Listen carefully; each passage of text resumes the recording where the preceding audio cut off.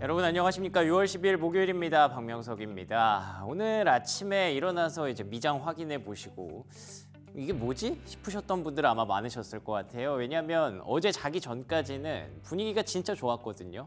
그러니까 미국과 중국 간의 협상도 잘 됐고 심지어 CPI도 내려갔습니다. 그래서 뭐 분위기 좋겠구나 하고 주무셨을 텐데 아침에 이게 조금 당황스러우셨을 것 같아요. 저도 이유는 사실 잘 모르겠습니다. 굳이 따지자면 선반영의 마법 때문이라고 해야 될까요? 뭐 이미 좋아질 거라고 예상을 했던 부분들이 이번 주 초반에 어느 정도 반영이 됐었던 게 오늘은 오히려 좀 쉬어가는 그런 그림을 만들었던 것 같기도 하고요. 굳이 이렇게 이곳저곳에서 찾아보니까 뭔가 불확실성이 조금씩 있기는 있더라고요. 그리고 또 반면에 그 안에서 뚫고 나오는 섹터는 역시나 AI였는데 과연 어떤 종목들과 어떤 내용들이 시장을 움직였을까요? 브리핑 뉴욕을 통해서 먼저 정리해 보도록 하겠습니다. 자, 3대 지수 마감 상황입니다. 보시는 것처럼 모두 떨어졌어요. 다우가 물론 뭐 많이 떨어진 건 아니에요. 거의 뭐 한 10포인트 정도 빠졌더라고요. 근데 나스닥이 0.5%까지 밀렸고요. S&P 500 지수는 0.3% 하락했습니다. 그러니까 뭐 중국이랑 협상도 잘 됐고 CPI도 내려왔는데 일단 떨어진 것 자체가 좀 불편하죠. 그래서 아무래도 그런 부분들이 좀 선반영이 됐기 때문이라고 보는 것밖에 없을 것 같고요. 테슬라 같은 경우에 강보합권에서 움직였는데 일단 어제까지 굉장히 좀 많이 올라왔잖아요. 가파르게 올라오다 보니까 좀 쉬었던 것 같습니다. 엔비디아도 뭐 특별한 이유는 없어요. 지금 파리에서 GTC가 진행이 되고 있는데 0.75% 뭔가 기대했던 것보다 뭔가 좀 나온 게 없었다라고 보시면 될 것 같습니다. 팔란티어는 그래도 2.7% 상승했습니다. 제가 또 AI 그 속에서 뚫고 나왔다라고 말씀드렸는데 팔란티어뿐만 아니라 엔비디아를 제외한 AI 인프라 쪽에서 볼만한 종목들이 불쑥불쑥 튀어나왔거든요. 특히 잠시 후에 말씀드리겠지만 원전주가 완전 대폭등을 했습니다. 내용들 한번 살펴보도록 하겠습니다. 자, 세 가지 체크 포인트 중에 첫 번째 내용은요. 역시나 일단 이거부터 봐야겠죠. 미중 간의 협상이 완료된 상황. 근데 보시면은 It's up to Trump and Xi라고 되어 있잖아요. 이제는 트럼프 대통령과 시진핑 주석에게 달렸다라고 보는 건데 아니 뭐 협상 다 끝났고 둘이 전화 통화했다는데 뭐 또 더 봐야 된다는 거지? 일단은 거기 가서 이제 대표단끼리 회의를 한 거잖아요. 런던에서. 그러면 그 합의안을 트럼프 대통령한테 갖다 줘야 되고 시진핑 주석한테 갖다 줘야 되겠죠. 그래서 그리고 나서 이제 승인이 나면 명확하게 우리가 뭘 얻었다 이렇게 나오는 건데 아마도 이제 트럼프 대통령은 뭐 이미 거의 구두로 승인을 한 것 같아요. 왜냐하면 여기 보시면 이 트럼프 대통령이 대문자 쓸 때가 진짜 본인이 하고 싶은 말을 다 담은 겁니다. 처음부터 끝까지 다 대문자죠. 캡슐락 켜놓고 그냥 쓴 거예요. Full magnet 그리고 any necessary rare earth 그러니까 이 미국이 가장 지금 시급했던 게 그 히토류였잖아요. 히토류가 뭐 위기가 왔다가 자동차만 풀어줘가지고 이제 다른 뭐 방산에도 위기가 온다더라 뭐 이런 얘기들이 최근에 뉴스플로우로 있었는데 모든 분야에 있어서 다 준다고 합니다. 중국이 이제 히토류 차단을 풀기로 했다는 게 트럼프 대통령의 주장이고요. 그러면은 뭐 미국은 얻을 거 충분히 얻었고 중국이 뭘 얻었을까? 우리가 얘기했던 게 이제 반도체 어느 정도 기술력인데 그런 것들은 아마 중국의 발표를 좀 봐야 될 것 같아요. 아직까지 미국의 발표만 나온 상황이니까.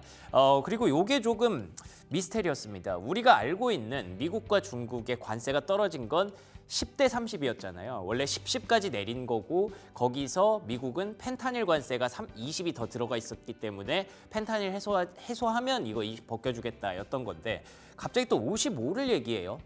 그래가지고 이거 보고 또 25는 도대체 어디서 나온 걸까 궁금했는데 다음 장 넘겨주시면 러트닉 장관이 돌아갔어요. 이제 미국으로 돌아갔고 거기서 인터뷰를 하는 내용을 보니까 더 안 올라간다고 합니다. 이 더 안 올라간다고 했던 얘기도 그러니까 저처럼 이상하게 생각한 사람들이 있었던 거예요. 아니 55 이거 어디서 나온 거냐. 갑자기 25가 왜 늘어났냐 그랬더니 거기 원래 30에다가 이제 품목별 관세 25를 더해서 트럼프 대통령이 그렇게 말한 것 같다. 더 올라간 것도 아니고 앞으로 더 올릴 것도 아니다라고 얘기를 하더라고요. 제가 봤을 때는 트럼프는 그냥 잘 모릅니다. 그냥 던진 거고 자기가 아는 숫자를 그냥 던진 거고 그거에 대해서 이제 러트닉이 약간 뒤에서 수습을 한 거죠. 어쨌든 그 이전보다 늘어난 것도 아니고요. 앞으로 더 늘어날 것도 아니라고 하니까 뭐 일단 이 말을 실무자들의 말을 믿는 게 좀 맞지 않을까 싶고요. 여기까지는 괜찮았는데 다음 장 넘겨주시면 베센트 재무장관이 먼저 들어갔죠. 미국에 먼저 돌아가서 이제 또 곳곳에서 인터뷰 요청을 했나 봅니다. 근데 그러면 이제 다음 성과가 뭐가 되느냐, 뭘 예상하고 있느냐, 뭐 인도냐, 일본이냐, 뭐 한국이냐 이런 것들이 물어봤겠죠. 그랬더니 잘 모르겠고 일단은 상호관세 추가로 유예해야 될 것 같다라고 얘기를 합니다. 4월에 90일 미뤘잖아요. 4월에 90일 미루니까 이제 7월 5일이 한 달밖에 안 남았습니다. 그럼 한 달 이후면 다시 그 무시무시한 상호관세가 살아날 수도 있는 건데 그거에 대해서 굿 페이스, 그러니까 좋은 신뢰를 갖고 있는 나라들이랑은 미리 좀 미뤘으면 좋겠다라고 얘기를 합니다. 아예 없앴으면 참 좋았을 텐데 그것까지는 아직 안 되나 봐요. 미국이 이 관세라는 협상 카드를 갖고 하고 싶은 일들이 좀 남아 있는 것 같고 지금 뭐 곳곳에서 뭐 문제들이 터지고 있잖아요. 그런 것들을 이제 다 수습하고 가려면 7월 5일까지 번 시간보다 조금 더 긴 시간이 필요한가 봅니다. 그래서 일단은 요 얘기가 그러면 또 이제 그 뭐 할 일이 좀 남았나 보다라고 약간 좀 그러니까 뭔가 좀 아쉬운 거죠. 완벽하게 좀 잘 클리어되기를 오늘 바랐을 텐데 그 부분이 해소가 안 된 점이 시장에 어떻게 보면은 한 가지 불확실성으로 남았다라고 보시면 될 것 같고요. 자, 그리고 두 번째 체크 포인트는 CPI 봐야겠죠. CPI도 다 좋았어요. 원래 2.5를 예상했는데 2.4까지 내려갔고 푸드와 에너지 제외한 근원 CPI도 2.8까지 내려갔습니다. 전월 대비해서도 0.1%밖에 오르지 않았어요. 이렇게 되면 트럼프 대통령이 또 이제 쓸 때 됐죠. 뭐 파월, too late 파월 이러면서 또 공격을 할 때가 됐는데 그냥 그럴 만도 한 게 그의 말이 다 맞아요. 관세가 부과됐음에도 불구하고 물가가 안 오르고 있잖아요. 사실 5월에는 우리가 조금 걱정했는데 그래도 유가를 잘 잡아서 그런지 모르겠습니다만 일단 좀 내려간 게 확인이 됐습니다. 근데 다음 장 넘겨주시면 트럼프 대통령이 워낙에 바빠서 각자 좀 역할 분담을 하기로 했나 봐요. 부통령이 얘기를 하네요. 연준의 과실이었다. 뭐 트럼프 대신에 벤스 부통령이 연준을 좀 공격했던 그런 흐름이 있었는데 왜 공격하는지는 뭐 앞서 말씀드렸으니까 이 트럼프 정부의 입장이 전혀 일단은 틀리지 않았고 연준이 계속 지켜보겠다 했는데 지켜봤지, 물가 내려갔지, 이제 금리 내려 이렇게 요구할 수 있는 입장이 충분히 된 겁니다. 근데 뭐 안 내리겠죠. 연준은 똑같은 입장을 계속 이어갈 테니까 다음 장 넘겨주시면 이런 얘기가 나오네요. 섀도우 페드 체어 그러니까 그림자 연준 의장이 등장할 가능성이 있대요. 요즘 뭐 베센트가 연준 의장의 차기로 지명될 것이다 이런 얘기 나오기 시작하잖아요. 그 외에도 후보군들이 몇 명 있는데 아직까지 파월의 임기가 끝난 것도 아니고 뭐 위태로운 것도 아닙니다. 어떻게 할 수 있는 입장도 아니고요. 그래서 묘수를 낸 게 이 다음 의장을 미리 지명을 해서 그 사람이 이 연준에 대한 영향력을 행사할 수 있게 하자는 거예요. 그러니까 계속 파월이 금리 안 내리면 뒤에서 이렇게 지켜보다가 이거 내릴 때 됐는데 이러면은 이제 지는 애와 뜨는 애가 이렇게 그 중간에 같이 있으면 같이 의사결정을 하는 사람들에게 영향을 줄 수밖에 없지 않겠습니까? 또 누구 말 들을 거야? 왜 군대에서도 그런 거 있잖아요. 너 누구랑 군생활 더 오래 할지 생각해봐라 이런 거 있잖아요. 그런 거를 이제 트럼프 대통령이 좀 생각하고 있는 것 같고 그래서 앞으로의 연준의 의사결정에 있어서 과연 진짜 그림자 연준 의장이 지명이 되면 어떤 결과가 나올지 보는 것도 이것도 어떻게 보면은 약간 그 월권일 수 있잖아요. 그래서 어떻게 보면은 좀 불확실성으로 남을 수도 있겠다라는 생각이 들더라고요. 자, 그리고 세 번째 체크 포인트는요. 뭐 이런 얘기들 다 제외하고라도 또 이 사람이 또 쉬지 않고 또 이런 얘기를 합니다. 제이미 다이먼 JP모건 CEO가 또 미국 경기가 곧 둔화될 거다. 봐라. 이제 관세 영향력이 이제부터 곧 나올 거다. 이 얘기를 몇 개월째 하고 있어요. 근데 아직까지 안 나오고 있는데 어쨌든 뭐 이 사람은 거의 고사 지내듯이 계속 미국 경기 떨어질 거다 얘기를 하죠. 근데 이것 때문에 미국의 증시가 요즘 조금 다른 나라에 비해서 부진한 것도 있겠지만 다음 장 넘겨주시면 저는 이게 크다고 봐요. 사실 미국보다 더 맛있는 게 있는 거죠. 예를 들면 올 초에는 독일이었고 그 다음에 뭐 중국도 좀 있었고 요즘에는 대한민국이 너무 압도적으로 세계적으로 빛나고 있잖아요. 2,900을 넘어갔는데 그러니까 다른 데에 먹을 게 많다 보니까 이제 미국에서 조금 수급이 빠져나왔던 것도 사실 오늘 같은 날 계속 미국에서 수급이 돌았으면 다른 데 먹을 게 없었으면 아마 올랐을 겁니다. 근데 그게 안 되는 배경이기도 한 거죠. 그리고 또 굳이 찾아보자면 다음 장 넘겨주시면 요거 조금 심상치 않더라고요. 유가가 갑자기 급등을 했는데 일단 유가가 오른 것만으로도 5% 오른 것만으로도 뭐야 물가 이번 달엔 내려갔는데 다음 달에는 또다시 애매해질 수 있겠네 라는 생각을 하기도 하겠지만 거기다가 갑자기 이라크 대사관의 그 인원들에게 대피령을 내릴 수도 있다라는 로이터 기사가 있었습니다.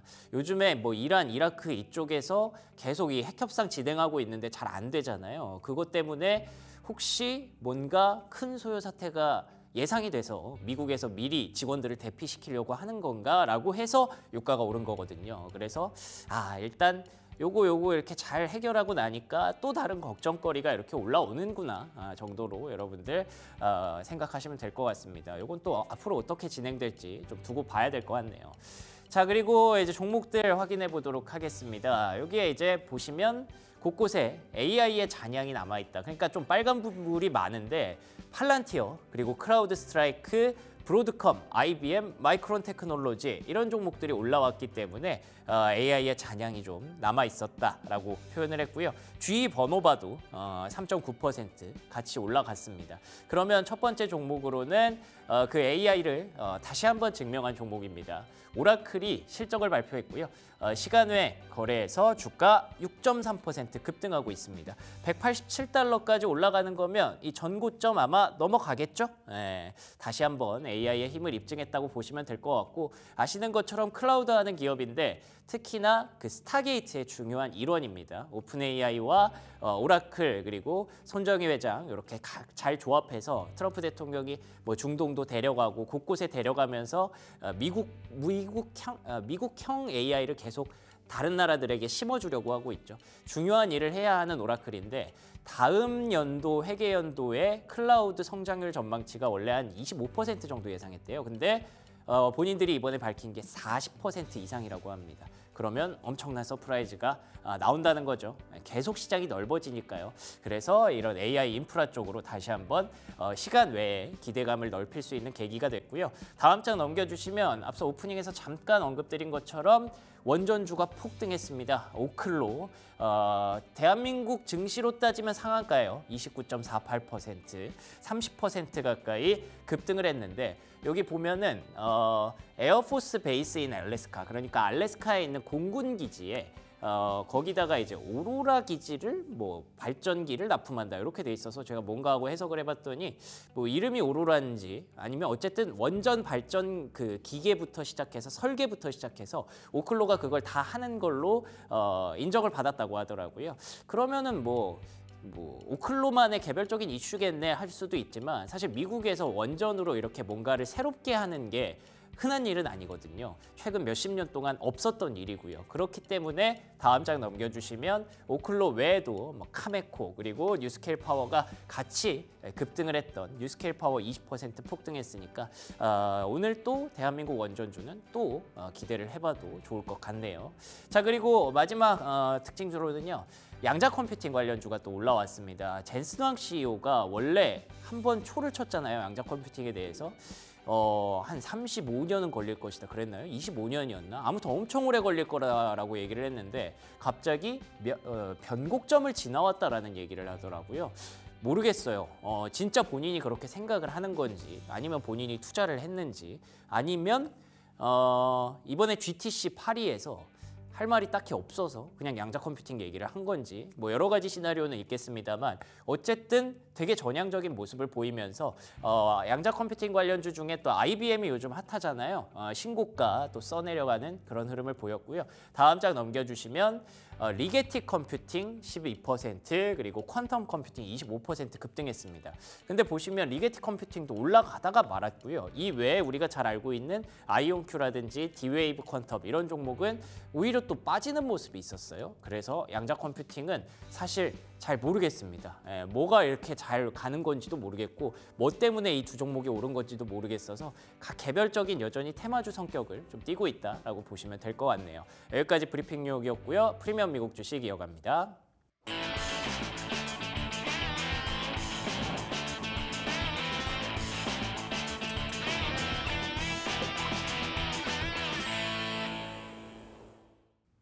네, 프리미엄 미국 주식 들어왔습니다. 오늘 이 시간 그레너리 투자자본 이완수 대표와 함께합니다. 안녕하십니까? 네, 안녕하십니까? 네, 반갑습니다. 제가 앞서서 브리핑을 준비하면서 이게 맞나 싶었어요. 그러니까 어제 자기 전에 분명히 네. 뭐 미중 간에 뭐 던딜이다 네. 이렇게 하면서 좋은 얘기 있었고 네. CPI도 내려갔단 말이에요. 그렇죠. 네. 근데 왜 아침에 일어나니까 지수가 하락해 있는 거죠? 뭐 어제도 뭐 하루하루가 이렇게 이벤트가 많은데 네. 결국 뭐 미중 무역 협상 발표가 일단 나왔는데 뭐 예. 괜찮아요. 제가 봐도요. 그다음에 예. 5월 인플레이션 지표도 뭐 안도를 했고요. 근데 결론은 이제 상승 피로감이죠. 네, 가장 결국 큰 건, 예. 선반영이군요. 네, 상승 피로감이고요. 그다음에 뭐 이라크 주재 미국 대사관이 그 철수 준비를 하고 있다. 뭐 이런 얘기까지 나오니까 맞아요. 예, 어제 유가가 좀 크게 올랐어요. 네. 68달러까지 WTI 유가가 이제 68달러까지 오르면서 앞으로 이제 인플레이션에 대한 약간 우려감이 또 다시 또 시장에 이제 적용이 되기 시작했다라고 보셔야 될 것 같아요. 예. 예, 그래서 저는 그런 문제들이 있겠지만은 뭐 계속 이런 문제들은 항상 있는 거기 때문에 중요한 것은 일단 수익 실현에 대한 이제 그 전반적인 이제 적극적으로 수익 실현을 하기 때문에 계속 지수는 좀 어느 정도 이제 박스권에 갇힐 것 같아요. 당분간은. 예, 계속 그 말씀을 드렸고요. 대신에 이제 업종별로 차별화된다 말씀을 드렸는데 어제 같은 경우 저희가 계속 그 말씀드렸던 부분이 있어요. AI 반도체, 그다음에 핀테크라든지 금융주, 그다음에 세 번째가 에너지 밸류체인 이쪽이 계속 이제 규제 완화에 의해서 시장을 계속 끌고 갈 수 있는 업종이 될 수 있다 말씀을 드렸는데 예. 어제 뭐 반도체 그래도 좀 버텼거든요. 예. 그다음에 AI 종목도 몇 개 좀 올라가졌고, 그다음에 그 중에서 또 양자 컴퓨팅이 또 강세를 좀 보여줬고요. 그다음에 핀테크 쪽에서도 좀 보시면은 업홈이라든지 소파이라든지 뭐 푸트, 로빈후드 괜찮았거든요. 왜냐하면 이제 이 비트코인 가격이 벌써 이제 거의 11만 달러에 거의 맞습니다. 접근했으니까요. 네. 마지막에 이제 이제 에너지 관련돼 갖고 원전 이쪽에 대한 기대감도 높아지고 있기 때문에 그런 측면에서 본다면은 저희가 계속 말씀드린 이제 차트는 이제 S&P가 6,000선 돌파를 했고요, 나스닥은 19,000선 돌파를 했기 때문에 저는 이제 지수보다는 업종별 종목별이 좀 더 차별화되는 장세를 좀 더 이어갈 수 있다 이렇게 지금 보여지고 있습니다.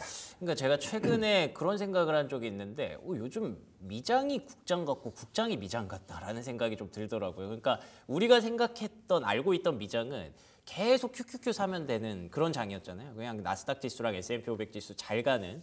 근데 오히려 요즘은 지수가 갇혀 있고 그 안에서 뭐 원전, 양자 그렇게 사실 미국 안에서는 구찌가 크지 않은 그런 섹터거든요. 그런 중소형주들이 좀 움직이는 게 약간 최근에 흐름이 좀 달라진 것 같은 그런 모습이더라고요. 어쨌든 그 섹터들 계속 우리가 팔로잉 하면서 가야 될 것 같고요.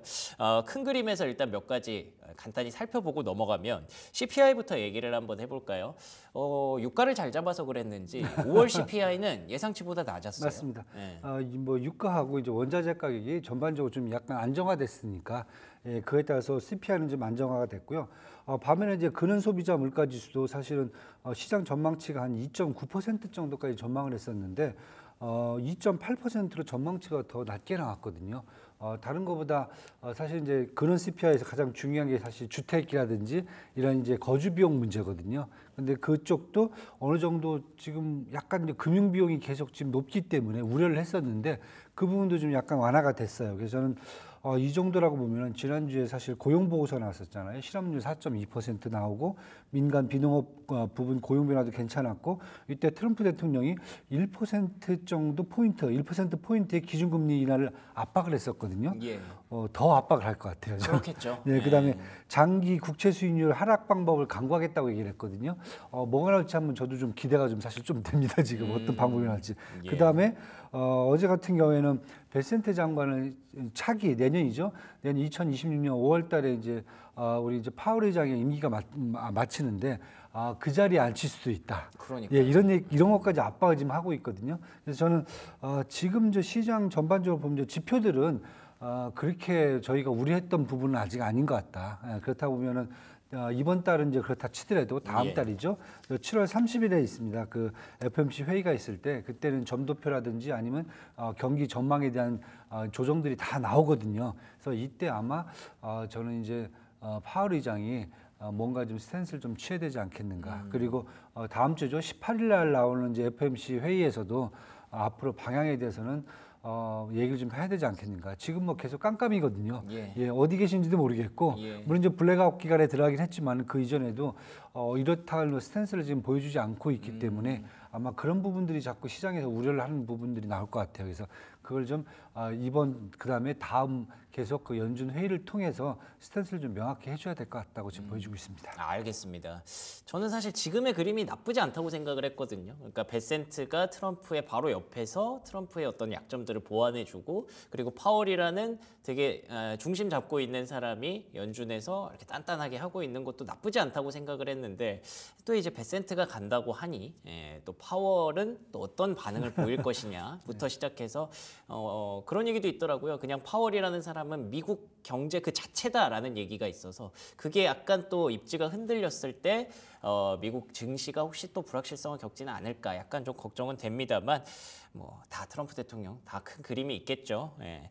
근데 일단 CPI 얘기가 나와서 그런데 아까 잠깐 얘기하다가 넘어갔었잖아요. 그 이라크 얘기 그것 때문에 유가가 많이 올라갔더라고요. 그렇죠, 네, 맞습니다. 근데 뭐 그거는 유가 오른 건 그렇다 치고 이라크 그 대피령 이거는 뭐 진위가 어떻게 되는 거예요? 그래서 뭐 지금 명확하게 지금 나오지는 그쵸, 않고 있는데 예. 전반적으로 중동 문제 좀 시끄러지고 있거든요. 그다음에 이라크 내에서도 미국 군사 시설이라든지 전반적인 또 공격이 있을 것 같다. 그래서 미국이 이제 그 대사관 쪽들 분들한테 대피 준비를 해라. 혹시나. 그러니까요. 그러다 보니까 이렇게 되면 사실 지금 트럼프 대통령이 지금 중동 쪽에다가 공을 좀 많이 들여놨어. 그러니까 유가 잡으려고 그쵸. 엄청 노력을 했는데 세일즈 얘기도 가고 그다음에 유가를 계속 지금 떨구는 분위기 이런데 이게 지금 만약에 이제 반전이 나왔을 경우에는 이제 몇 가지 문제가 생길 수가 있겠죠. 일단 지정학적 리스크가 커지면 달러가 강세로 갈 수가 있겠고요. 그렇다 보면 국채 수익률은 좀 하락할 수 있겠고요. 그다음에 트럼프 대통령에 대한 어떤 지지율 이런 것들이 공격을 받는다 그러면은 전반적으로 저는 이게 최근에 이제 트럼프 행정부의 어떤 신뢰감이 이제 바닥까지 갔다가 조금씩 올라오는데 그렇죠. 이 조금 올라온 것마저도 그냥 날려버릴 수 있는 그런 그럴 수 리스크로 갈 수 있다라고 보는데 그렇게까지 갈 것 같지는 않은 상황이라 보셔야 될 것 같아요. 일단 알겠습니다. 우려감이라 보셔야 될 것 같아요. 예. 그러니까 저도 그 기사를 봤는데 대피령이라는 얘기가 있고 밑에 자세한 이유를 알 수 없다라고 로이터에서 그렇게 얘기했더라고요. 그래서 오히려 더 불안해지는 그런 상황이었는데 일단은 이건 또 상황을 좀 두고 봐야 될 것 같아요. 혹시라도 이슈가 좀 더 커지면 또 앞으로 또 다뤄보도록 하겠습니다. 자, 그리고 미중 무역 협상 얘기도 리뷰 간단히 한번 해볼까요? 뭐 많은 부분들이 예상했던 대로 일단 돌아갔던 것 같아요. 어떻게 보셨어요? 네, 뭐 제네바 협상에 대해서 한번 이제 확인을 한다는 차원이었고요. 그다음에 제가 계속 말씀드렸죠. 뭐 제네바 협상은 그때는 이제 상호 관세율만 본 거기 때문에 그 이후에 품목별 관세라든지 아니면 무역 협상들 전반적인 뭐 비관세 장벽이라든지 환율이라든지 아니면 산업 보조금 이런 문제도 같이 얘기가 될 거다. 그러나 90일 유예 기간이 있기 때문에 한 번에 안 끝나고 계속 나눠서 할 거라고 이렇게 말씀을 드렸어요. 근데 그 중에 이제 하나라고 보시면 될 것 같아요. 저는 또 할 겁니다. 그렇죠. 그리고 이제 어제 나왔던 것은 이제 베센트 장관이 먼저 미국 측 얘기를 했는데 이제 대중 그 수입품에 대해서는 관세를 50%로 맞추겠다. 기존에 35% 얘기했었는데 15% 올린 거죠. 그다음에 반대로 이제 중국은 그대로 10%를 유지하겠다 이렇게 얘기가 됐고요. 두 번째로 이제 미국으로 가는 중국 유학생들 에 대해서 규제를 더 완화시켜 주겠다. 지금 27만 명 정도 해마다 가고 있는데 인도에 의해서 두 번째예요. 인도한테도 밀려 있어요. 지금 그만큼 규제를 많이 했다는 거거든요. 그거 지금 풀어주고 있고 그다음에 이제 히토류 얘기도 명확히 나왔고요. 그쵸. 그래서 반대쪽으로 이제 만약 중국에서 발표를 하면은 아마 AI 반도체에 대한 규제 하나가 얘기가 나올 것 같아요. 그래서 이번엔 여기까지다. 이번엔 여기까지고 제가 봤을 때는 또 다음 협상을 또 할 것 같아요. 잠깐 또 유럽 가서 또 협상하고 다시 또 유럽하고 하고 다시 또 중국으로 넘어올 것 같습니다. 그래서 앞으로 더 기대를 하셔도 될 것 같고요. 저희가 계속 그것 때문에 미국 내 반도체 밸류체인들은 무조건 다 들고 가셔라. 야. 계속 그 말씀을 드렸죠. 그래서 뭐 엔비디아, 퀄컴, 브로드컴, 마벨, 마이크론, 글로벌 파운드, 웨스턴 디지털 뭐 저는 다 좋다라고 보고 있습니다. MEA까지요. 좋습니다. 그러니까 반도체는 지금 믿고 가는 그런 섹터가 됐어요. AI 붙은 것뿐만 아니라 원래 계속 중국의 그 규제를 받았던 게 발목을 잡았었는데 그게 만약에 풀리면 근데 그걸 확인은 해봐야 될 것 같아요. 왜냐하면 미중 간의 협상에서 미국이 얻어간 것만 우리가 확인을 했고 중국이 뭘 얻었는지는 중국의 발표 내용을 오늘 좀 봐야 될 것 같습니다. 어쨌든 거기서 또 확인이 되면 다시 또 한 차례 레벨업을 기대해 볼 수도 있지 않을까 싶네요. 그리고 또 우리가 반도체 쪽에서 기대했던 게 엔비디아의 GTC였거든요. 네. 파리에서 지금 네. GTC 행사가 열리고 있다고 하는데 뭔가 조금 아쉽기는 했어요. 그러니까 AI와 관련된 무언가가 나왔다기보다는 어쨌든 양자 얘기가 좀 더 화제가 됐었어요. 네. 어떻게 네. 보셨어요? 사실 저는 좀 이게 좀 앞뒤가 좀 바뀐 게 아닌가. 사실 젠스랑 대표 같은 경우에는 유럽 컨퍼런스에서 얘기했던 게 유럽의 AI 인프라를 구축하겠다. 네, 그래서 AI 팩토리, 메가 팩토리 20개 추가를 하고요. 그다음에 2년 내 AI 컴퓨팅 용량을 10배로 확대시키겠다 그랬어요. 예. 저는 사실 이게 더 중요하다고 봐요. 그렇죠. 여태까지 사실 젠스랑 대표가 중국에 가서 계속 떠들었어요. 맞아요. 중국을 우리가 잡아야 된다. 예. 자꾸 미국한테 얘기를 했어요. 이제 유럽을 갔어요. 이게 저는 첫 번째 중요하다고 그러네요. 보고 그렇다 보면 젠스양 대표 입장에서는 그 다음 타겟은 이유라는 거죠. 이유는 잘 아다시피 빅테크가 없어요.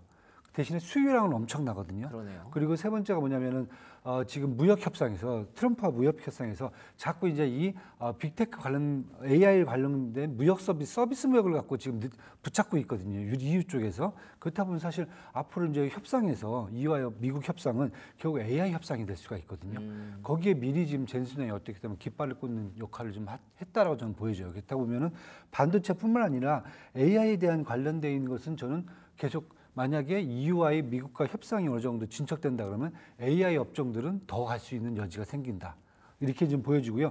두 번째가 이제 마지막에 이제 간단하게 사실은 딴 게 아니라 그냥 뭐 양자 컴퓨팅 얘기를 했어요. 근데 이 예. 양자 컴퓨팅은 이미 9일 날 아이온큐가 예. 영국에 있는 옥스퍼드 아이오닉스라는 그 양자 컴퓨터 회사를 11억 달러 인수를 이미 했어요. 그렇죠. 예, 그리고 이제 전에 이제 기존 상용화에 한 15년에서 20년 되겠다는 발언을 그냥 최근에 낙관론으로 전환하겠다. 요게 다거든요. 근데 시장에서 분석하는 것은 뭐냐면은 이미 구글이라든지 마이크로소프트가 이제 양자 컴퓨팅에 이제 이미 들어와 있고요. 예. 이러다 보니까 빅테크들이 결국 양자 컴퓨팅에 대한 이제 기술 개발이라든지 상용화를 전환하고 있다는 게 되게 시장에서 크다라고 봐야죠. 그래서 사실 어떻게 보면 이제 아이온 큐보다는 이쪽 이제 양자 컴퓨팅 쪽으로 돼 있는 리게티 컴퓨팅이라든지 퀀텀 컴퓨팅 쪽이 더 어제 강세를 보여줬다 이렇게 좀 보셔야 될 것 같습니다. 아, 그렇군요. 그 안에서도 또 이제 종목별로 나뉘는 이유가 있군요. 근데 사실은 그것보다 더 중요한 것은 말씀하셨던 대로 지금 엔비디아가 사실상 그냥 깃발 꽂기 하고 있는 겁니다. 중동에다 최근에 이제 한번 꽂았죠. 그리고 중국은 뭐 이미 꽂은 상태에서 자꾸 누가 부러뜨리려고 하니까 다시 잘 잡고 있는 상황이고 이제 유럽 가서 한번 또 꽂고 오는 거죠.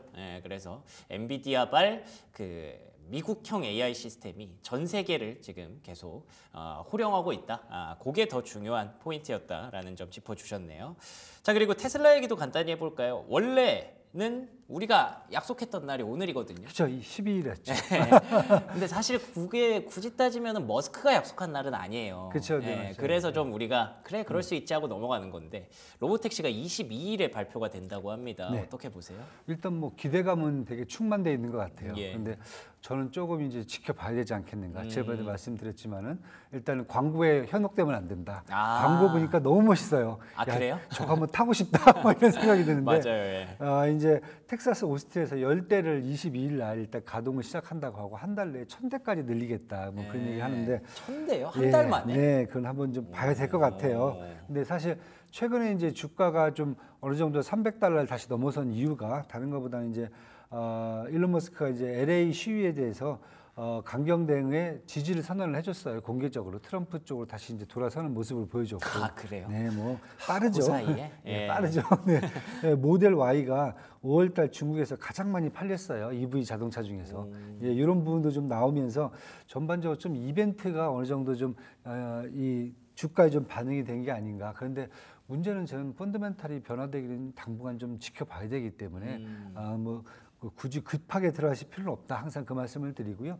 이번 로보택시 같은 경우 사실 위버하고 이제 우버하고 그다음에 이제 웨이모가 하고 있는 건 비즈니스와 관련 어느 정도 경쟁력이 있을지를 한번 또 봐야 될 것 같아요. 그렇군요. 예, 봐야 될 것 같고요. 그다음에 뭐 단순하게 지금 일론 머스크가 복귀해서 한다고 해서 되는 건 지금 아닌 것 같아요. 그다음에 시장에서도 이게 갑자기 매출을 막 급증시킬 수 있다. 이런 건 아니라고 보는 것 같아요, 지금은요. 그래서 일단은 좀 지켜보시는 게 낫지 않겠는가. 예, 지금 이렇게 지금 보고 있습니다. 알겠습니다.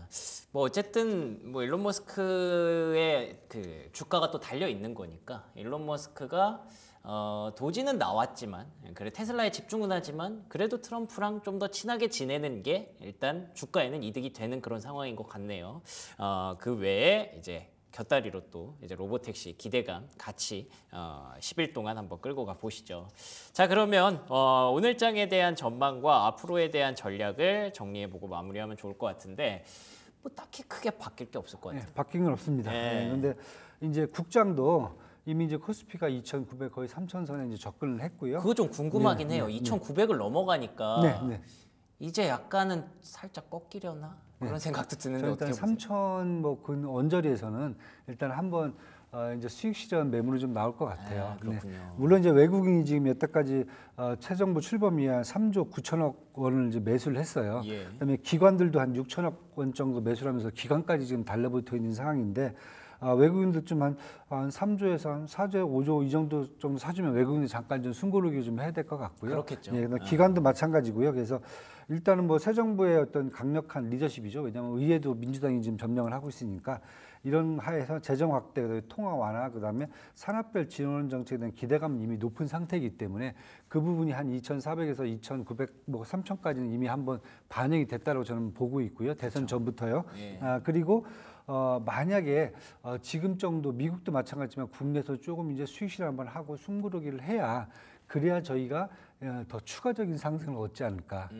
왜냐하면 브레이크를 계속 밟고 있으면은 네. 가다가 빨리 더 이상 못 나가요. 근데 잠깐 브레이크를 띄었다가 예. 저 엑셀레이터죠. 죄송합니다. 그쵸. 예. 엑셀레이터. 죄송합니다. 저도 지금 이해하느라 조금 헷갈렸어요. 엑셀레이터를 계속 밟고 있으면은 속력이 결국은 안 나오거든요. 근데, 그렇죠. 그다음에 잠깐 브레이크 밟았다가 다시 엑셀레이터를 밟아줘야 속력이 더 올라갈 수가 있거든요. 그래서 그런 걸 감안하셔갖고 보셔야 될 것 같고 뭐 계속 말씀드립니다. AI 백조 산업, 스마트 시티, 그다음에 스마트 정부, 여기다가 신재생 에너지, AI 헬스케어, 중국 내수 확대 수혜주 계속 보시면 될 것 같습니다. 알겠습니다. 뭐 이게 빨리 가는 것도 사실 좋죠. 좋기는 한데, 근데 괜히 불안하잖아요. 빨리 가다가 사고 날까봐. 그러니까 오히려 좀 멀리 가면서 천천히 가면서 멀리 가는 게 좀 좋지 않을까라는 생각에 숨고르기도 한번 준비하셔야 될 것 같습니다. 어쨌든 큰 그림에서의 전략은 전혀 미국 증시나 한국 증시나 달라질 게 없을 것 같네요. 자, 지금까지 이완수 대표와 얘기 나눠봤습니다. 오늘도 좋은 말씀 고맙습니다. 네, 감사합니다.